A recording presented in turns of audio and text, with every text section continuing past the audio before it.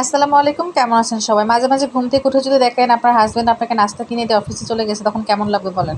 তখন তো আমার বেশ ভালো লাগে, মনে খুব খুশি লাগে, যাক আজকে নাস্তা বানাইতে হবে না, কেনা নাস্তা দিয়ে চলে যাবে আজকে দিনটা। আমি তো আমার হাজবেন্ডকে মাঝে মাঝে বলি যে এভাবে কিন্তু আমাকে সারপ্রাইজ দিতে পারো, ঠিক আছে? সপ্তাহে না হয় 2-3 দিন দিলা, প্রতিদিন না হয় নাই দিলা।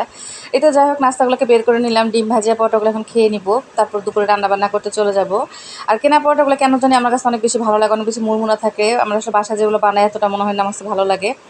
আর যাই হোক, তো নাস্তা টাস্তা শেষ করেই কিন্তু রান্না করতে চলে আসছি। দুপুর পর্যন্ত কিছু রান্না করতে হবে।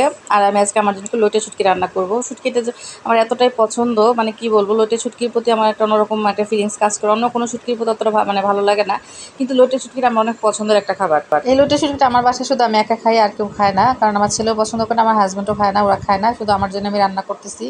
কে কে বাসায় এভাবে লইটে শুটকি রান্না করেন অবশ্যই কিন্তু কমেন্ট করে জানাবেন। মানে এইভাবে ভুনাও না, ভর্তাও না, এইভাবে রান্না করলে দেখবেন অনেকটাই মানে পেট ভরে ভাত খাওয়া যায়। আমার তো অনেক পছন্দ এইভাবে খাই। আমি কিন্তু মাঝে মাঝে বসা ভাতও রান্না করি, মাঝে মাঝে মাছ ঝোলা রান্না করে, আছে বসা ভাত বসাই দিছি। কে কে বসা ভাত রান্না করেন কমেন্ট করে কিন্তু অবশ্যই জানাবেন। আর আজকে যেহেতু সকালে ঘুম থেকে উঠে নাস্তা বানানোর কোনো টেনশন নেই, কারণ আমাদের প্রতিদিন সকালে একটা টেনশন যে কী নাস্তা বানাবো, কী দিয়ে নাস্তা করবো। এই টেনশনে কিন্তু অনেকটাই মানে সময়টা চলে যায় সকালবেলা ঘুম থেকে উঠেই। আর যাই হোক, এই তো ভুনাটাও করে নিতেছি। লইটে শুটকির পরিমাণ যেহেতু অনেক কম, ভর্তাটা অনেক কম হয়েছে, আর এটা ভর্তাটা অল্প দিয়ে অনেকগুলো ভাত খাওয়া যায়। সাথে আজকে আমি উত্তরবঙ্গের একটা আলুঘাটি করে নিব। আলুঘাটি কে কে খান এটাও কিন্তু কমেন্ট করে অবশ্যই জানাবেন। যারা উত্তরবঙ্গে তারা কিন্তু অনেক মজা করে আলুঘাটি রান্না করে। আমি তার উত্তরবঙ্গে না, আমার আলুঘাটি অতটা মজা হয় না, তারপর যতটুকু পারি সেভাবে রান্না করতে ট্রাই করি।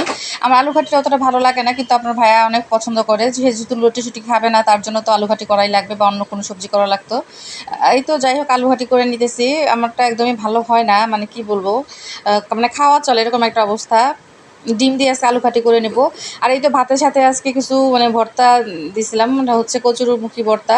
এই ভর্তাটা কে কে খান? আমার তো অনেক পছন্দের একটা ভর্তা। ভর্তা বলতেই হচ্ছে আমার অনেক পছন্দের একটা খাবার। এই মুখী ভর্তাটা কিন্তু পেট ভরে ভাত খাওয়া যায়। বাড়িতে গেলে প্রায় সময় মুখী ভর্তা করা হয়, যেহেতু আমার আব্বা অনেক পছন্দ করে। আমার আব্বা কিন্তু ভর্তা দিয়ে ভাত খেতে অনেক বেশি পছন্দ করে। আব্বার মানে ভর্তাটা করতে গিয়ে আব্বার কথা মনে হয়ে গেল যে আব্বা তো এইভাবে ভর্তা করে আমাদেরকে খাওয়ায়।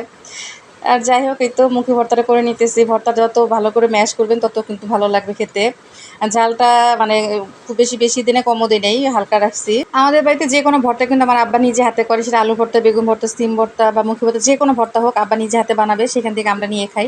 মানে আব্বা হচ্ছে অন্য কারো হাতে ভর্তা অতটা খেতে পছন্দ করে না, কিন্তু আব্বা নিজে হাতে করে, এটাই কিন্তু ভালো লাগে, বাপের হাতে ভর্তা খেতে পারি। আর এই তো রান্নাবান্না শেষ করছি, মানে করতে করতে এমন মানে ভর্তা দেখে এত লোভ লাগতেছিল খাওয়ার জন্য। সাথে শুটকি ভর্তা তো ছিলই, সাথে আবার ডিমের তরকারি ছিল, সব মিলিয়ে কিন্তু খুব মজার একটা খাবার ছিল। এর জন্য খুব তাড়াতাড়ি খেতে বসে গেছি। খাইতেছে আর আপনাদের সাথে শেয়ার করতেছে। আর এই তো সন্ধ্যায় আপনাদের ভাইয়া পুরি নিয়ে আসছিল। পুরিটা হচ্ছে আমার বাসায় মানে জাতীয় খাবার বলা চলে, মানে সন্ধ্যায় হচ্ছে একটা কমন খাবার, সে পুরি নিয়ে আসবে বাসায়। এই তো আজকে ভিডিওটি পর্যন্ত, সবাই ভালো থাকবেন, সুস্থ থাকবেন, আল্লাহ হাফেজ।